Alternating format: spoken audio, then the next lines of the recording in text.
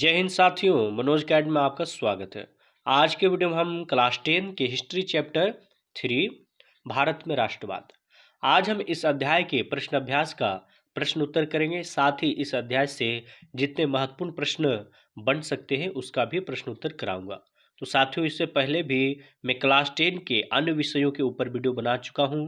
तो आपने वीडियो नहीं देखे हैं तो हमारे चैनल के प्लेलिस्ट में जाके वो सारे वीडियो देख सकते हैं। तो चलिए आज हम इस अध्याय के महत्वपूर्ण प्रश्नों का उत्तर करते हैं।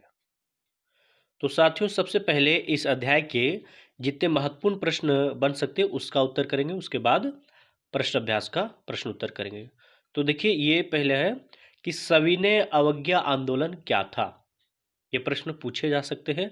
तो इसका हम उत्तर करेंगे कि महात्मा गांधी ने 1920 ईस्वी में अंग्रेजों के नमक कानून को तोड़ने तथा नम्रतापूर्वक अंग्रेजी कानून की अवमानना करने के उद्देश्य से एक आंदोलन चलाया, जिसे ही सविनय अवज्ञा आंदोलन कहा जाता है। इस आंदोलन की शुरुआत गांधी जी ने दांडी यात्रा कर अपने हाथों से नमक बनाकर किया और लोगों से कर ना चुकाने, शराब की दुकानों पर धरना देने और अंग्रेजी कानून का उल्लंघन करने का आह्वान किया। अब देखिए, इसी का एक और महत्वपूर्ण प्रश्न है कि खिलाफत आंदोलन किसे कहते हैं। तो हम इसका उत्तर करेंगे कि मुस्लिम संप्रदाय के द्वारा अंग्रेजी शासन के खिलाफ एक धार्मिक आंदोलन छेड़ा गया, जिसे ही खिलाफत आंदोलन कहा जाता है।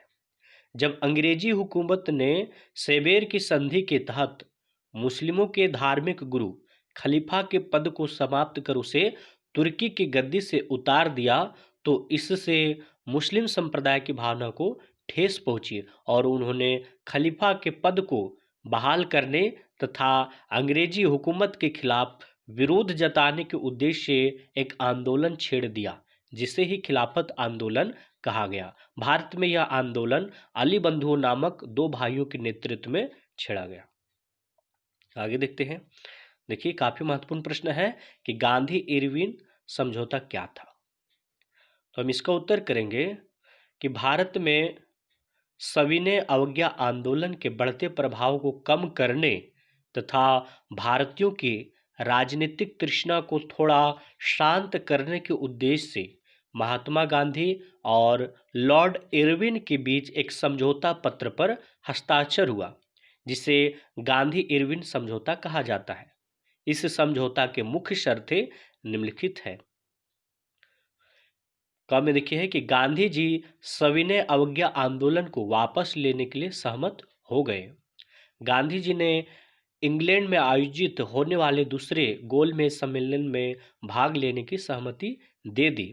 अंग्रेजों ने नमक पर लगे कर को वापस लिए जाने की सहमति दे दी।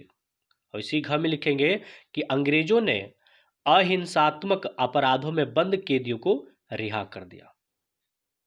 अब देखिए, एक और महत्वपूर्ण प्रश्न है इसी अध्याय का कि दांडी यात्रा पर एक संक्षिप्त टिप्पणी लिखे अथवा दांडी यात्रा क्या थी।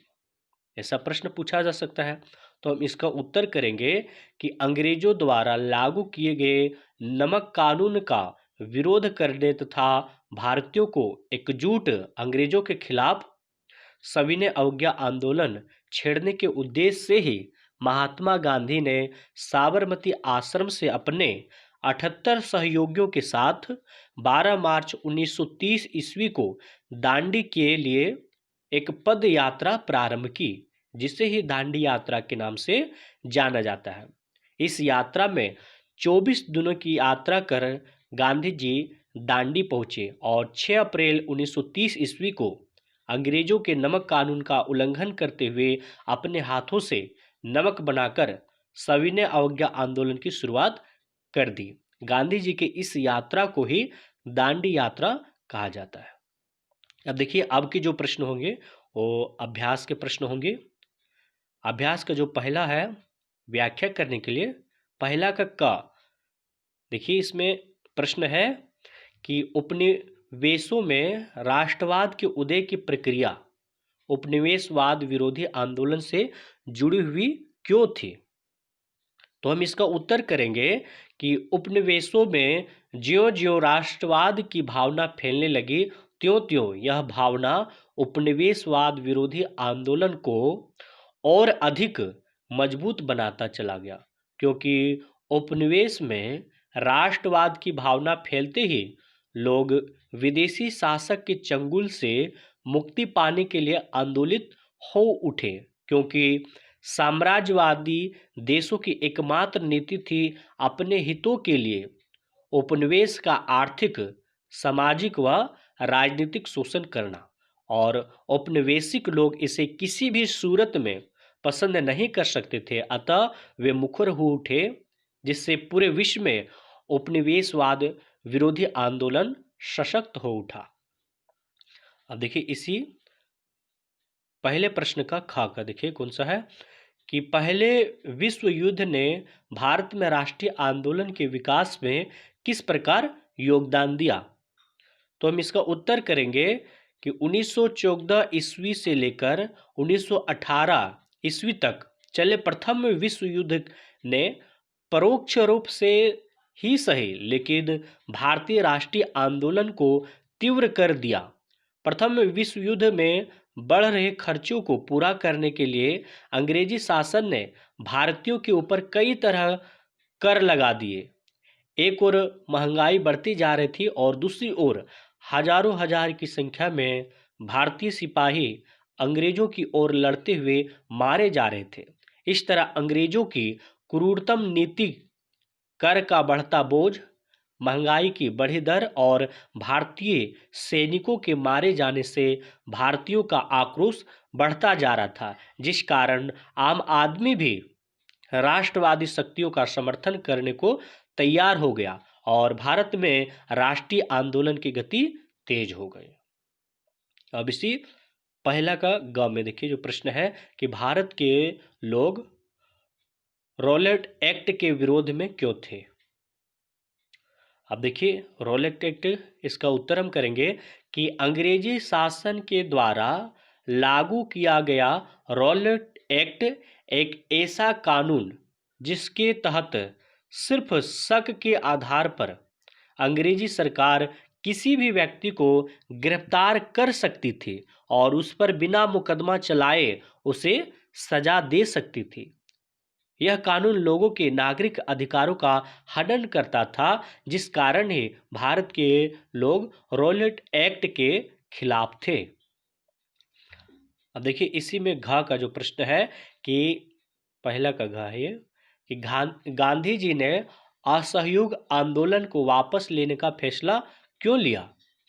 तो हम इसका उत्तर करेंगे कि गांधी जी के द्वारा शुरू किया गया असहयोग आंदोलन पूर्णतः अहिंसा पर आधारित था, लेकिन जब उत्तर प्रदेश के गोरखपुर जिले के चौरी चौरा नामक गांव की उग्र भीड़ ने 22 पुलिसकर्मियों को जिंदा जला दिया, तो इस हिंसात्मक घटना से गांधी जी आहत हो उठे और उन्होंने असहयोग आंदोलन को वापस लेने का फैसला कर लिया। साथ ही उन्हें लगा कि अभी तक भारतीय लोग सत्याग्रह के भाव को समझ नहीं पाए हैं और कुछ भारतीय नेता इस आंदोलन से ऊब चुके हैं, अतः उक्त सभी कारणों के चलते ही गांधी जी ने असहयोग आंदोलन को वापस लेने के फैसला कर दी।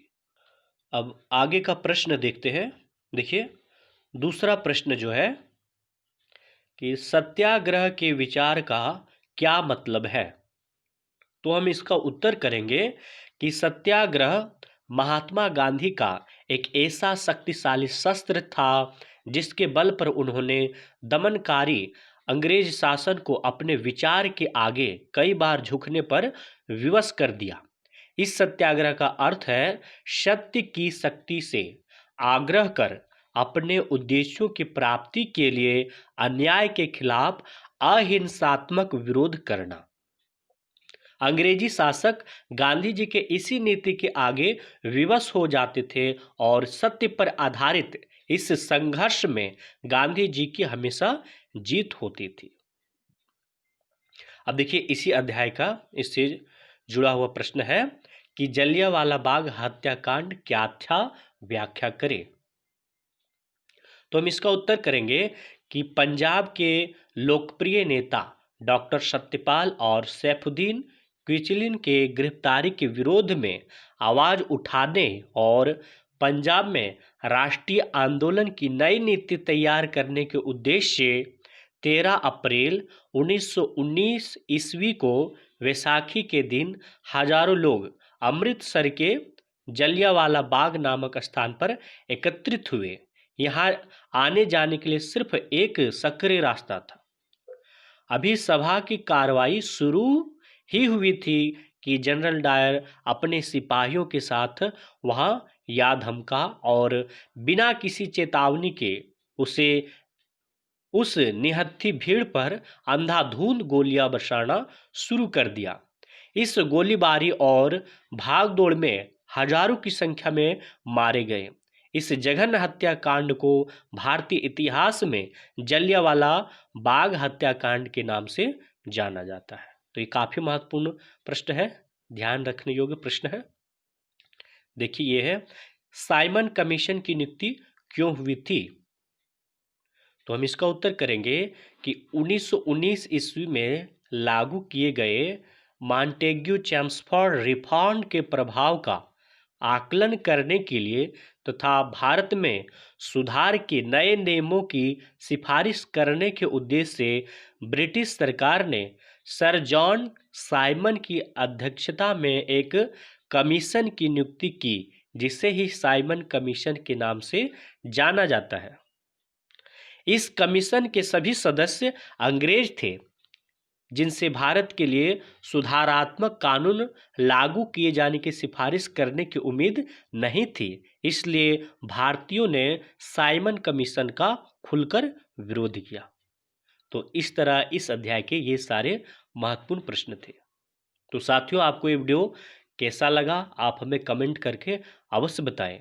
साथ ही अभी तक आपने हमारे चैनल को सब्सक्राइब नहीं किए हैं तो हमारे चैनल को सब्सक्राइब अवश्य कर लीजिएगा। आपका बहुत बहुत धन्यवाद।